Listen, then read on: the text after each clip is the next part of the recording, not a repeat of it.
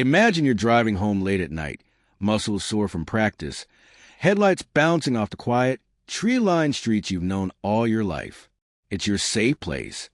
The kind of neighborhood where porches are swept clean, lawns trimmed just right, and families believe they've earned the peace they live in.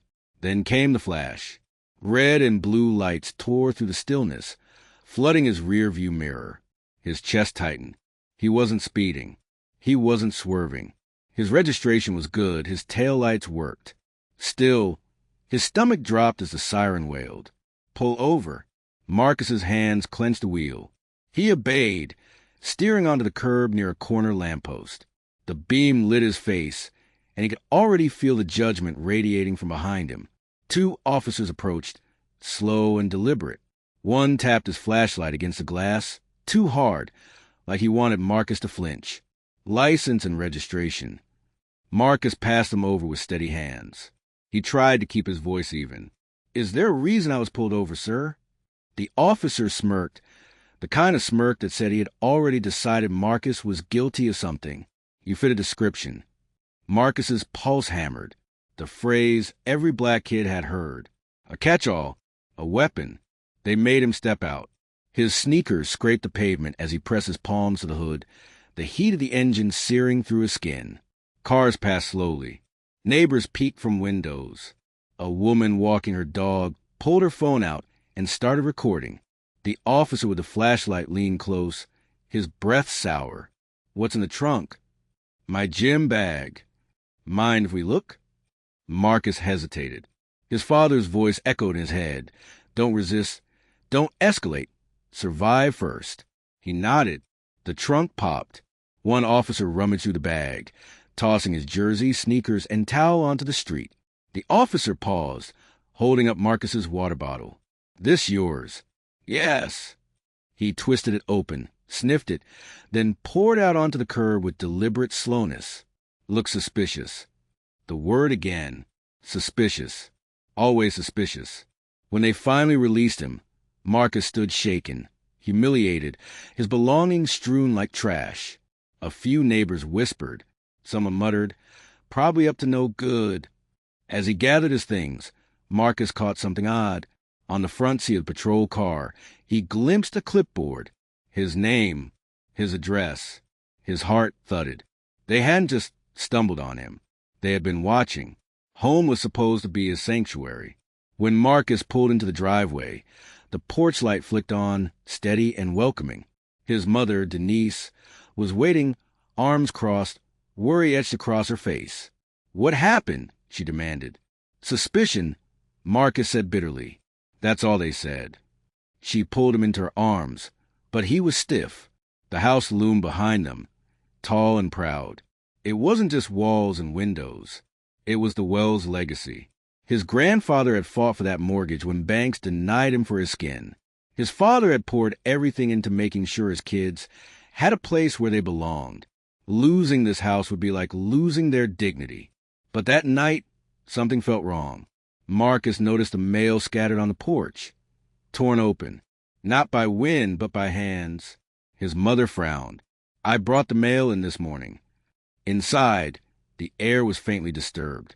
His sister Leah's shoes weren't where she had left them. A chair in the dining room was slightly askew. His own basketball jersey, one he hadn't worn in weeks, was folded neatly on his bed. Chills crawled his spine. Someone had been here. The next morning, things got worse. On Facebook, a neighborhood group post popped up. Suspicious activity last night.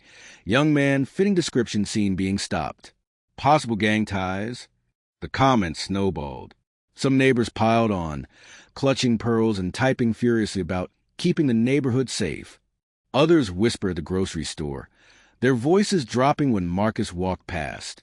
At practice, teammates shifted uncomfortably. One muttered, Man, I heard they found something in your car. They hadn't, but the lie had already taken root. 3 days later, a knock rattled the door. A police sergeant stood there, broad-shouldered, his badge gleaming too brightly. He smiled, but it wasn't warm. Just checking in, ma'am. Community safety follow-up. Denise bristled. We don't need checking in on. The sergeant tilted his head. Sometimes people think they don't. until it's too late. His eyes slid to Marcus. You were out late the other night. A lot of things happen at night. The conversation twisted. One moment he was apologetic, pretending to care. The next, he was smug, dropping veiled threats. Finally, he leaned against the doorframe. You folks might want to be careful. Neighborhoods like this, they remember things. They keep score. He left a card on the table. Marcus flipped it over. On the back, in scrawled pen, "We're watching." Violations piled up. The mailbox was pried open again. Marcus's school ID went missing from his backpack. Footprints. Boot prints too large to be anyone's in the family. Stained the upstairs carpet near Leah's room. Denise filed complaints. Nothing came of them. Instead, officers began circling the block more often. Neighbors started avoiding eye contact. Then came the false report, delivered in a neat manila envelope. It claimed Marcus was a suspect in a recent burglary. His name, his supposed involvement, all fabricated. But it was stamped official. Denise's hands shook as she held it. They're trying to frame you. When Anthony Wells, FBI director, returned from his assignment, his fury was cold and precise. He dug through federal case files, pulling records, tracing signatures. The report against Marcus was fake. Sloppy, even. For one moment, power shifted back. He confronted the local chief, demanded accountability. The chief stammered, backpedaled, promised to look into it. Marcus felt hope flicker. Maybe, finally, the nightmare would end. Until the key appeared. It lay on the porch one evening, tied with ribbon. A copy of their house key. No note, no explanation. Just the key. And then came the letter. Folded in crisp white paper, slid under the door. You don't own the safety you think you do. Rumors grew darker. Neighbors whispered that Marcus was protected only because of his father. Some claimed the FBI itself was covering up for him. Denise was confronted at the store by another mother. We all want safety. Maybe your son brings too much attention. Maybe you should think about that. Marcus's hands shook at night. He barely slept, jumping at every creak. His sister Leah stopped going out after dark. Then one night it happened. Leah screamed. Marcus and Denise rushed to her room. The sight froze them. Her dresser drawers were wide open, clothes tossed. Her diary lay splayed on the bed, pages bent as if someone had read every word. Across the carpet, muddy boot prints trailed from the window to the door. Outside from the darkness came a voice. Calm, taunting, familiar. We told you this isn't your neighborhood anymore. The family stared into the night, breathless, as the weight of the truth settled like a stone. The battle wasn't over. It was only beginning. Marcus couldn't shake the weight of that night. The flashing lights, the officer's smug smirk, the sharp tension in the air when his father, the FBI director, had stepped in to expose their mistake. It should have ended there. It didn't. If anything, things were worse now. At school, whispers trailed Marcus like shadows. That's him, students muttered, some with awe, others with suspicion. His teachers gave him polite smiles that didn't reach their eyes. Even the principal had pulled him aside. Let's not cause more attention than necessary, Marcus. You understand, right? The words festered. Attention, trouble, suspicion. They weren't seeing Marcus anymore. They were seeing a black teen who had challenged authority and worse, embarrassed it. It started small. One morning, Marcus found their mailbox open, letters scattered across the driveway like wind-blown leaves. At first, he thought it was a mistake. But then he noticed 2 envelopes were missing. Bills, maybe. Nothing valuable.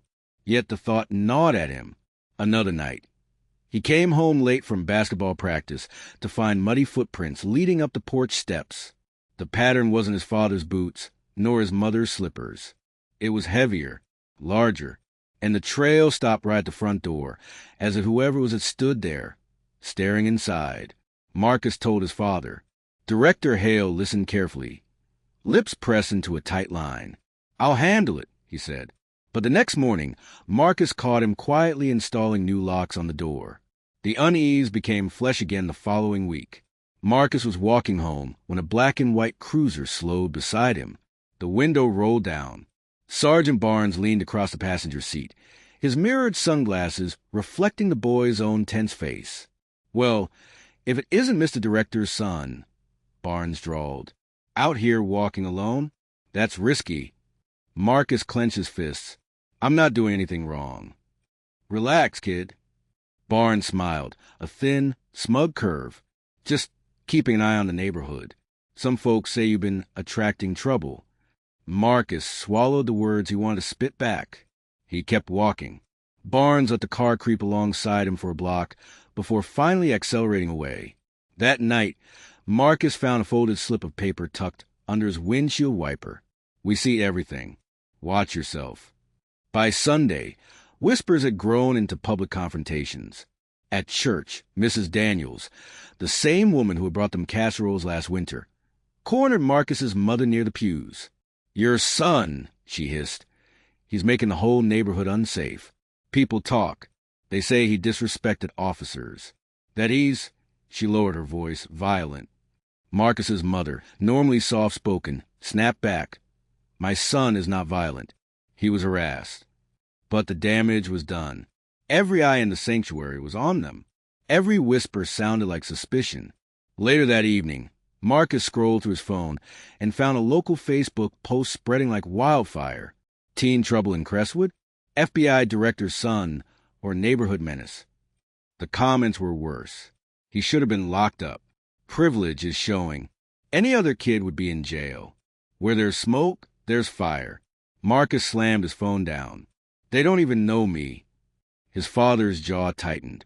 "That's the point, son. They don't need to. Someone's feeding this." The violations escalated. One afternoon, Marcus walked into his room and froze. His desk drawer was open.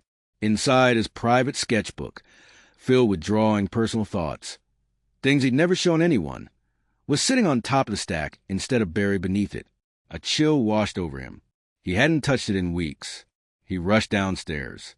"Mom, did you go through my room?" Her face was pale. "No, sweetheart." "Why?" Marcus couldn't bring himself to explain. He just slammed the drawer shut, but that night he slept with the lights on. 2 days later, the family SUV sat in the driveway with the glove compartment hanging open, paper strewn across the passenger seat. No windows were broken. The locks were intact. Someone had gotten inside with ease. His father inspected the car silently. After a long moment, he held up a small object between his fingers. A duplicate key. "Where did you get that?" Marcus asked, heart-hammering. His father's voice was flat. "That's what I'd like to know." For a brief moment, hope flickered. Marcus's father called in a favor from a federal contact, who traced the smear campaign posts online. Many of them originated from accounts tied to the Crestwood Community Safety Alliance, a group Sergeant Barnes often boasted about running. Finally, proof. Director Hale showed up at the next town council meeting, armed with files and printouts. "This is harassment," he declared. "These accounts are falsifying incidents and targeting my son." Some in the crowd shifted uncomfortably. A few nodded in agreement. For once, Marcus felt like maybe, just maybe, the tide was turning. But then Barnes stood up at the back of the room, calm as a preacher, and said, "All we're doing is keeping records. If the boy feels harassed, perhaps he should reflect on his behavior. We only want safety." His words slithered through the hall. Safety, order, community. By the end of the night, people weren't thanking the Hales. They were thanking Barnes for trying to protect them. Marcus stormed out, humiliated. The paranoia deepened. At school, he overheard kids joking about the FBI prince getting special treatment. His basketball coach suddenly benched him for attitude. Neighbors stopped waving when he biked past. One evening, as Marcus and his mother came home from grocery shopping, they found the front gate wide open. "Did you?" his mother began. No, Marcus's throat was dry. They stepped inside. Everything looked normal, except for one detail. A pair of muddy boots sat neatly on the welcome mat, boots too large for anyone in the family.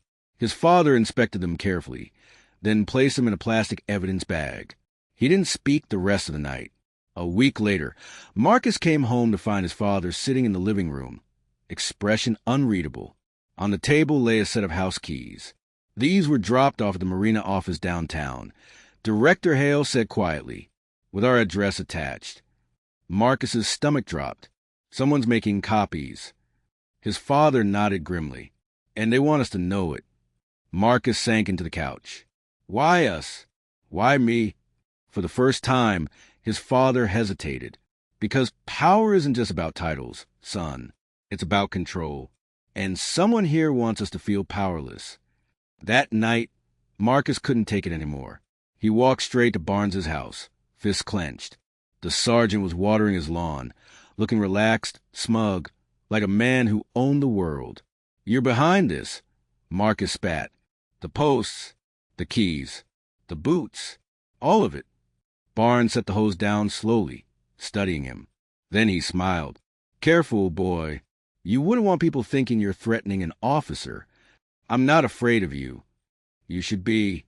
Barnes's voice was almost gentle. Because you don't even know the half of it. That house of yours? That land? It doesn't belong to you the way you think it does. Marcus froze. What do you mean? Barnes leaned closer, lowering his sunglasses. Ask your daddy about the deed. About the fine print. About who really owns Crestwood. Marcus stormed home, slamming the door behind him. His father looked up from the kitchen table, startled. Barnes said something. Marcus blurted, about the deed, about us not owning the house. Director Hale's face went still, too still. Before he could respond, Leah, Marcus's little sister, walked downstairs, trembling. In her hands was her diary. Daddy, she whispered, voice shaking, someone's been in my room. She opened the diary. The pages were filled with words she hadn't written. Strange phrases scrawled in heavy ink. You don't own what you think you own. The room fell silent. Outside, a car engine idled in the street, watching, waiting. The car engine outside finally clicked off. Silence pressed against the windows like another presence in the room. Marcus's little sister stood there, clutching her diary with shaking hands. His father hadn't moved, hadn't spoken. It was the stillness of a man holding back too much. Finally, Marcus broke it. What's going on? Barnes said the house isn't ours. Then Leah's diary. Dad, what aren't you telling us? Director Hale rubbed his temples, exhaling a slow, controlled breath. This isn't a conversation I wanted to have like this. But it seems I don't have the luxury of choice anymore.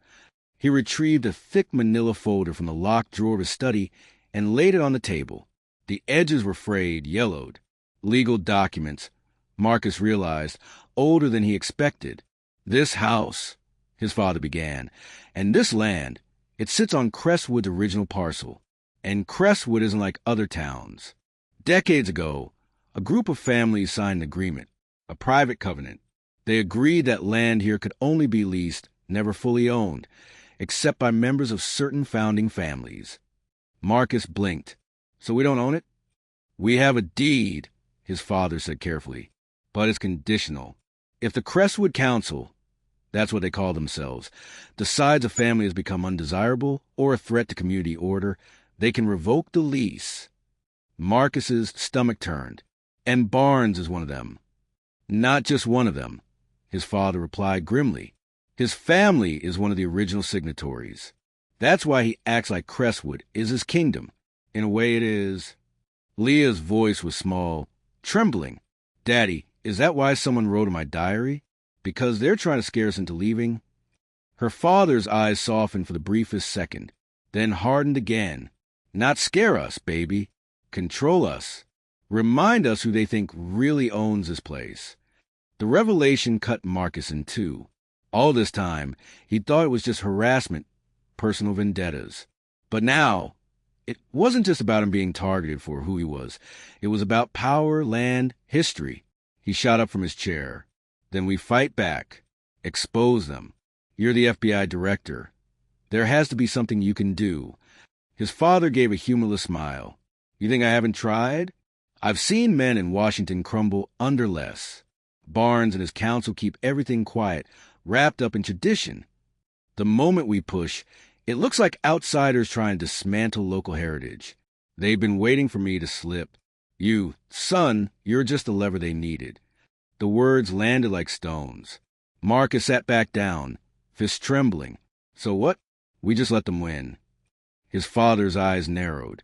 No, but we have to be smart. They want a reaction. They want you angry. If we give them that, they win. Marcus saw the footprints at the door, the boots, the diary, his sketchbook, his chest burned. They've already been inside our lives. I'm not sitting around while they write my story for me. The following days confirmed Marcus's worst fears. Everywhere he went, someone was watching. At school, a dark sedan often idled across the street from the basketball courts. At the grocery store, two men in matching jackets pretended to compare fruit prices, but always lingered near his aisle. One afternoon, he caught Barnes himself parked a block away, leaning against his cruiser with that smug half-smile. You think you're untouchable, Barnes called across the quiet street. But in Crestwood, the ground you walk on can vanish overnight. Marcus's throat tightened. He forced himself to walk away, but he could feel the sergeant's laughter prickling the back of his neck. That night, he found a message slipped under his bedroom door. Not the front door, the door to his room. Even inside these walls, you're not safe. His father bagged the note for evidence, but Marcus could see the doubt flickering in his eyes. Evidence meant nothing when the law itself wasn't on it. Hope came from an unexpected place. At school, Marcus's history teacher, Mr. Alvarez, asked him to stay after class. The man was older, graying, with sharp eyes that rarely missed details. You're not paranoid, Marcus, he said quietly once the room was empty. What's happening to you, it happened before. Marcus froze. Before? Alvarez nodded. Back in the 80s, a family tried to move into Crestwood, black family like yours. They lasted 2 years before the council forced them out. Mail tampered with, jobs lost, reputation destroyed. By the end, they couldn't get a loan anywhere in the county. Moved away overnight. Marcus's chest tightened. And you're telling me this now? Because you still have a chance, Alvarez said.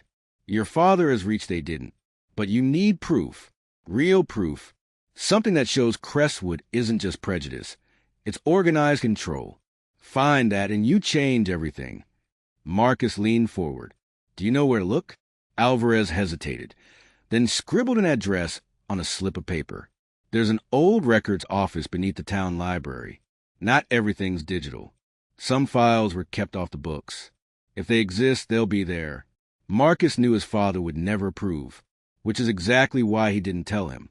That Friday night, under the cover of curfew, Marcus biked downtown. The town library loomed in silence, its brick walls glowing under the pale streetlights. He chained his bike in the shadows and slipped around back. The basement window was exactly where Alvarez said it would be. Old, rusted, its lock barely holding. With a hard push, Marcus pried it open and crawled inside. The records room smelled of dust and mold. Shelves stretched endlessly, lined with thick binders and boxes. He flicked on his phone flashlight and began searching. Half an hour passed before he found it. A file marked Crestwood Covenant, 1952. Inside were copies of the original agreements. Paragraph after paragraph of legal jargon, but one line froze his blood. Leases may be revoked should tenants act against the interests, customs, or safety of Crestwood. Tenants, not owners. He kept digging, flipping through decades of minutes and notes. Names repeated: Barnes, Daniels, Whitmore, generations of families maintaining control. And then, tucked at the bottom, a list, a blacklist. Families marked with red ink: undesirable, unfit, unwelcome. His own family's name was the most recent entry, added 3 weeks ago. The creak of footsteps snapped him out of his trance. Marcus froze, stuffing the papers into his backpack. A flashlight beam cut across the shelves. "Who's down here?" a gruff voice barked. Marcus ducked behind a cabinet, heart hammering. Through the crack, he saw a man in a security uniform scanning the rows. "Come out. Now!" The beam swept dangerously close. Marcus's breath caught. Then bang! The security door upstairs slammed open. "Barnes! The guard called. You sure you saw someone? Barnes. Marcus bolted. He slipped through the window, landing hard on the grass. His bike chain nearly jammed in his shaking hands, but he yanked it free and pedaled into the night. Behind him, shouts echoed. Back home, Marcus dumped the papers onto the kitchen table. His father, pale with fury and fear, snatched them up. Do you have any idea what you've done? If they caught you. But they didn't. Marcus shot back. And look, we're on their blacklist. They've been planning this from the start. His father's anger faltered. He scanned the documents, jaw tightening with each page. This, he whispered, this is enough. More than enough. If we leak this to the right channels, Crestwood won't survive the fallout. Marcus leaned forward. Then let's do it. But his father hesitated. If we go public, we'll be targets. Worse than we already are. They already broke into our rooms. Marcus snapped. How much worse can it get? They didn't have to wait long for an answer. The next morning, a package sat on their porch. Inside was Leah's diary. The same diary she'd shown them days ago. Only this time, every page had been filled. Page after page of crude sketches. A house burning. Figures running. A boy, drawn in jagged strokes, behind bars. On the final page, in thick black ink, stop digging, or you lose everything. Marcus's mother broke down in tears. His father gathered the diary silently, his hands shaking for the first time Marcus had ever seen. This isn't just intimidation, Director Hale murmured. This is escalation. That night, as storm clouds rolled over Crestwood, Marcus sat awake in his room, staring at the evidence. The covenant, the blacklist, the diary, proof of everything Alvarez had warned him about. A branch tapped against his window.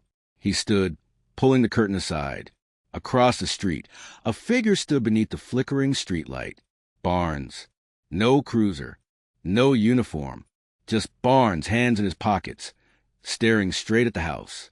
When he saw Marcus watching, he raised one hand slowly and turned his thumb down. Marcus's blood ran cold.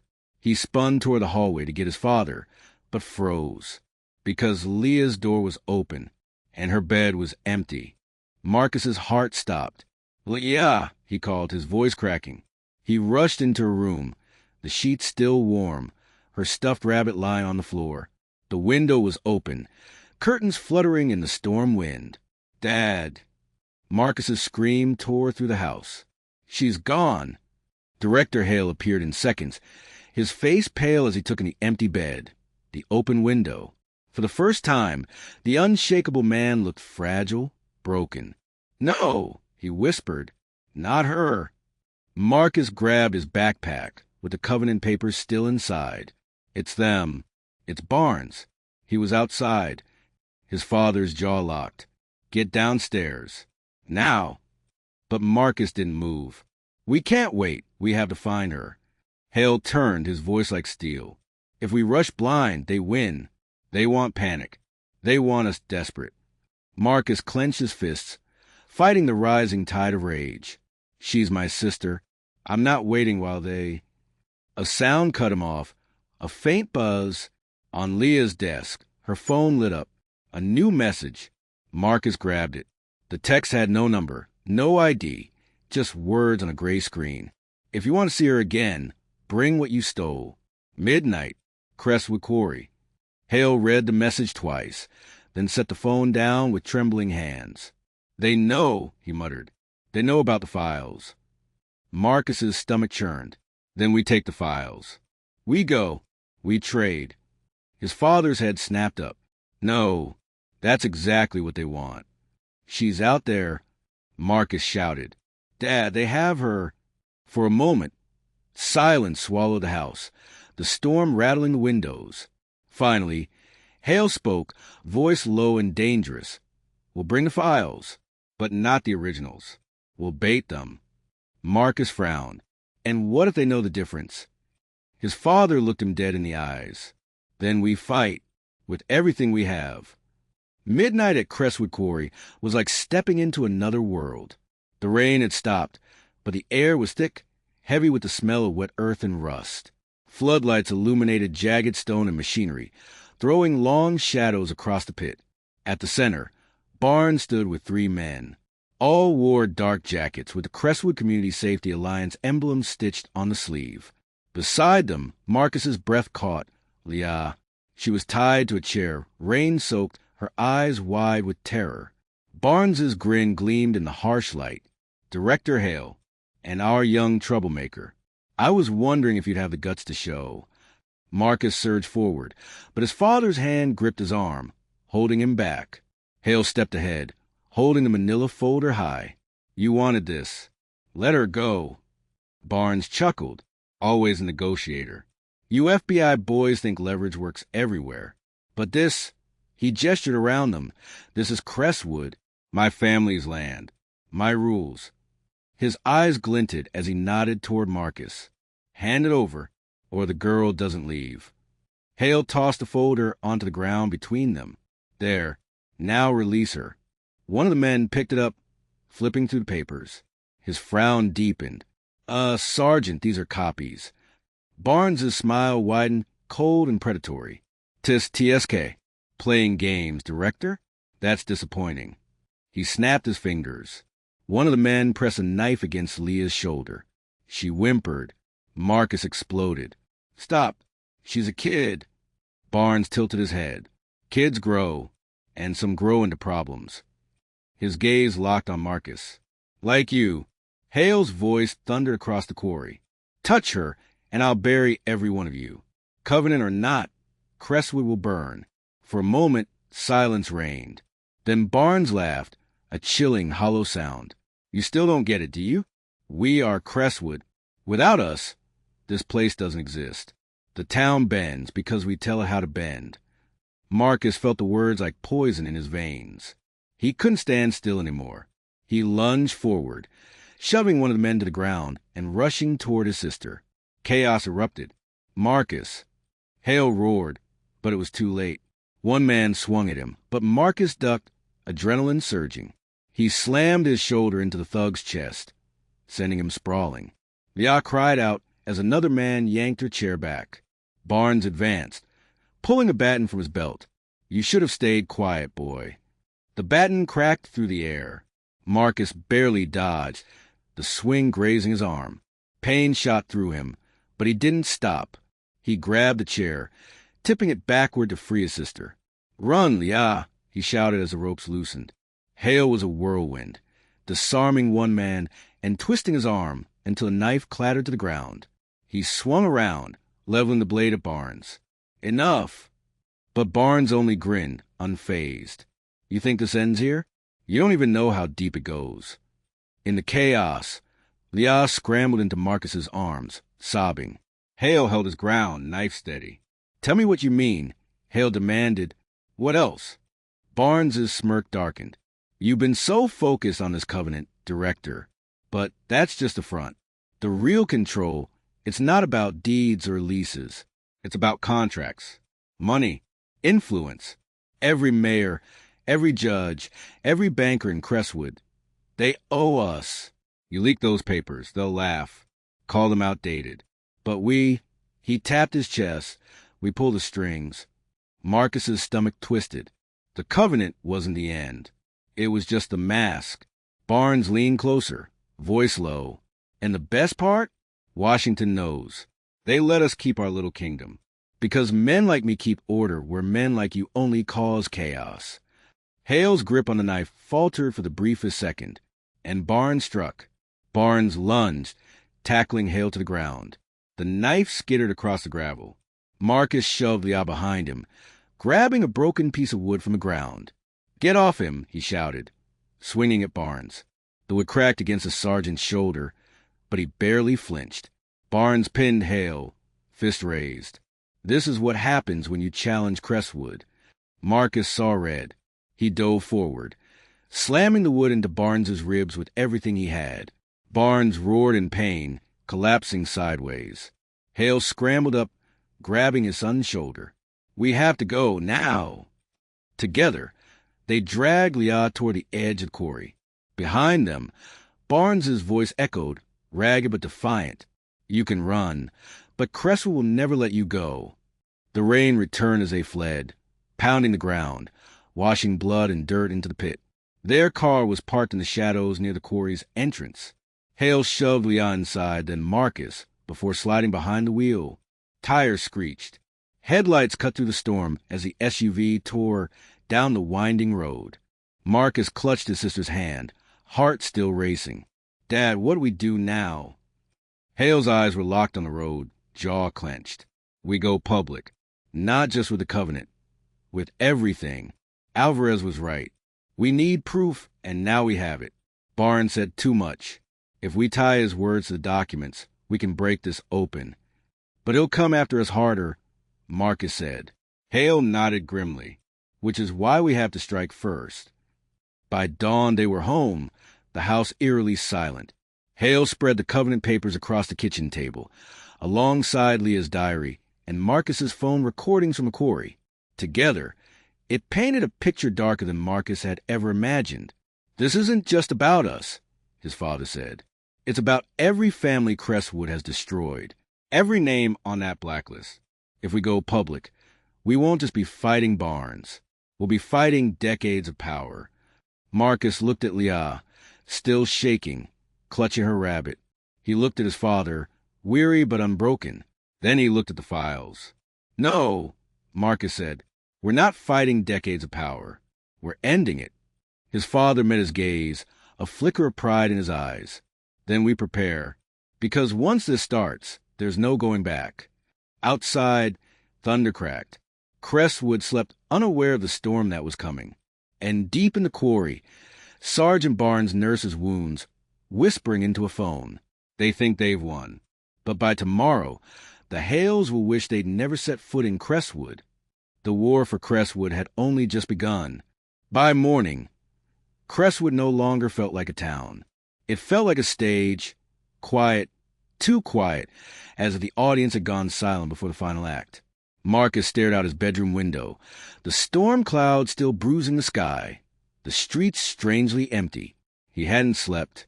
Neither had his father. Hale had spent the entire night making calls, to Washington, to allies he trusted, to anyone who might help, but each conversation ended the same way: polite dismissal. The Covenant was local business. Crestwood was self-governed. No one wanted to get involved. That was the point. "They're protected," Hale said finally, his voice a tired rasp. "Barnes was right. Crestwood is a puppet show, and the strings lead farther than I imagined." Marcus clenched his fists. "Then what's the point of all this? Why dig up their secrets if no one cares?" "Because people care when they're forced to," his father said. His eyes burned, the same fire Marcus had glimpsed when Barnes threatened Leah. "They think we'll stay quiet. That fear will bury us. But if we put the truth in front of everyone, if we make it impossible to ignore, they can't stop it." Leah, still pale from the night before, whispered, "But what if they stop us first?" The silence that followed was heavier than thunder. By noon, Crestwood Community Center buzzed with unease. Word had spread. Something was happening. The Hales were calling a meeting. Neighbors trickled in. Suspicious glances, hushed whispers.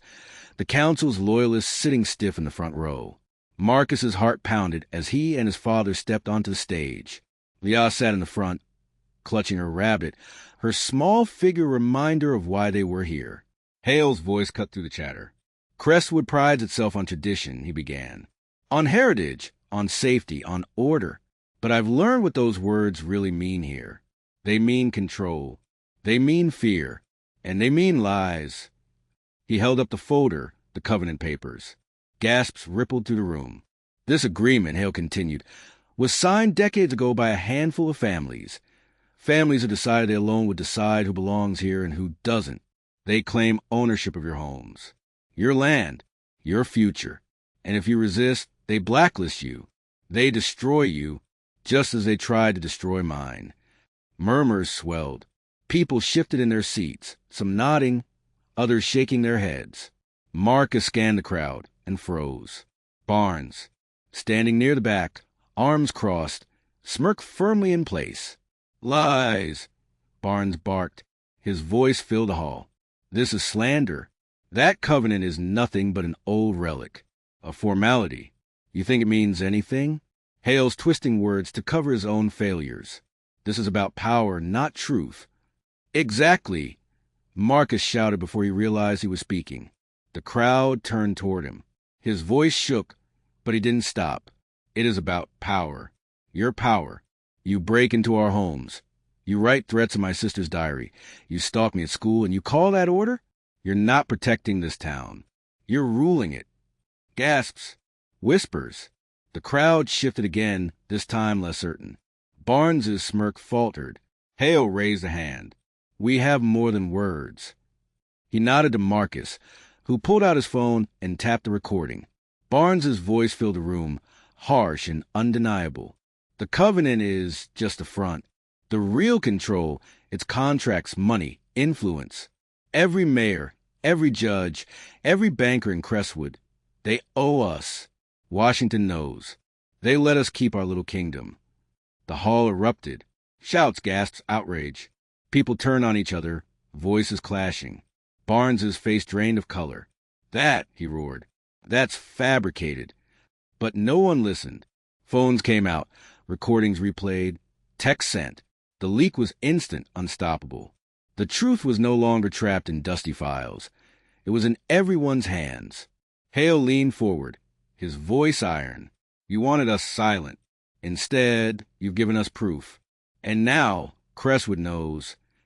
Barnes lunged forward, shoving through the crowd. You think this town will turn on me? On us? Without the council, you'd all be nothing. But for the first time, fear flickered in the faces around him. Not of Hale, but of Barnes. Neighbors stepped back as he passed, eyes narrowing, whispers sharpening. From the front row, Mrs. Daniels, the widow of another founding family, stood. Her voice trembled but carried. You told us it was for protection. You told us it was for order. But all this time, you were protecting yourselves. Barnes spun toward her, fury blazing. Sit down, Margaret. But she didn't, and when she stayed standing, others rose too. A chain reaction. Dozens, then hundreds. Their silence was over. The hall dissolved into chaos. Some loyalists shouted at the Hales, accusing them of manipulation. Others screamed at Barnes, demanding answers. And then someone threw a chair. The crash split the air like a gunshot. Panic surged. People shoved, scrambled, fled. Hale grabbed Marcus's arm. We have to move now. They pushed through the throng, Liable pressed tight between them. But Barnes wasn't finished. He climbed onto a table, veins bulging, face red with rage. You think you can take Crestwood from me? He bellowed. This town is me. And for the first time, no one cheered. No one followed. His voice echoed back at him, hollow. Power had shifted. Outside, the storm finally broke. Rain hammered the streets as the Hales stumbled into the open air. Barnes followed, his eyes wild, baton in hand. This isn't over, Hale, he shouted, striding toward them. You think you've won because of one meeting? Because of one tape? They'll forget. They always forget. But I'll still be here. And you'll be gone. Marcus stepped forward, rain plastering his hair at his face. His voice was steady now, clear. No, you're finished. You can scare people. You can hurt people. But you can't erase the truth anymore. Everyone heard you. Everyone saw. Barnes sneered. And what will you do, boy? Fight me? Kill me? That's the only way you win. For a moment, Marcus thought his father would answer. But instead it was Leah, small, trembling, soaked to the skin yet unflinching. You don't win by hurting people, she said, her voice barely more than a whisper. You win by making them see who you really are. And the crowd, because it was a crowd, gathering in the rain, phones still raised, cameras still rolling, nodded. Barnes looked around, seeing for the first time that he wasn't feared anymore. He was cornered. The baton slipped from his hand, clattering onto the wet pavement. By the next morning, Crestwood was a different place. The recording spread beyond the town, regional news, then state, then national. Reporters swarmed. Investigations opened. The covenant was dragged into the light, every signature dissected, every name exposed. Families who had once ruled Crestwood locked their doors, hiding from the very neighbors they controlled. Lawsuits piled up. Federal investigators arrived, not to protect the Hales, but to save face, to look like they'd been on the right side all along. As for Barnes, he was suspended, then arrested, his kingdom dismantled piece by piece. His smirk never returned. Weeks later, Marcus stood with his father and sister on the edge of Crestwood Quarry. The rain had stopped. The air was clean, sharp with pine and stone. So Marcus asked, "Do we stay or do we leave?" Hale rested a hand on his son's shoulder. "That's the question, isn't it? They built this place on fear. But now, maybe it can be rebuilt on truth. The question is, do we want to be the ones to do it?" Leah squeezed Marcus's hand. Her rabbit dangled from her other arm. "I don't want to be afraid anymore." Marcus looked out at the quarry, the town beyond, the sky finally breaking open with light. "Then we stay," he said. "Not because we have to, because we choose to." That night, Crestwood was quiet. Not the quiet of fear, but the quiet of something ending and something beginning. Marcus sat at his desk, sketchbook open. For the first time in months, he drew without looking over his shoulder. He drew the town, the quarry, the storm breaking apart. And at the center, a small house with lights glowing in every window. A home, because truth had finally cracked the walls of Crestwood. And though power had fought to keep its crown, in the end, it was just a man with a baton standing in the rain, while the world saw him for what he really was. And Marcus knew they'd won. And that's where Marcus's fight leaves us, for now. Crestwood may have cracked open, but the scars of power, fear, and betrayal still run deep. What would you do if you uncovered a secret like the Covenant in your own neighborhood? Would you stay and fight or walk away? Drop your thoughts in the comments, because I read every single one. And if you want to see what happens next in this series of truth, power, and survival, make sure you hit subscribe and turn on the bell. The reckoning may be over, but the story is far from finished.